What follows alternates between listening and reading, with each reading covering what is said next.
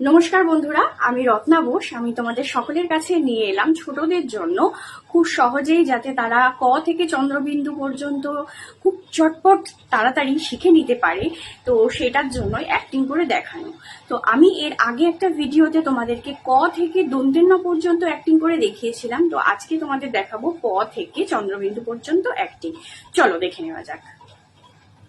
পয়ে পাখির বাসা হাওয়ায় নড়ে, ফয়ে ফোয়ারা হতে জল পড়ে, বয়ে বুলবুলিটি মুখটি কালো, ভয়ে ভালুক জানে বাঁচতে ভালো, ময়ে ময়ূর নাচে পেখম ধরে, অন্তস্থ জয়ে যাতা ঘুরে হাতের জোরে, রয়ে রাজহাঁসটি গলা সরু, লয়ে লাঠির চোটে পালায় গরু, বয়ে বাঘের যত সাহস চোখে, তালবস্যয়ে শকুন কাঁদে গরুর শোকে, পেট কাটা মূর্ধন্যস্বয়ে ষাঁড় ছুটেছে পুকুর পাড়ে, দন্তেশ্বয়ে সিংহর আগে কেশর নাড়ে, হয়ে হাসি মুখটি দেখতে বেশ, ডয়ে ডয়শূন্য রয়ের দফা হলো শেষ, ঢয়ে ঢয়শূন্য রয়ের মাথা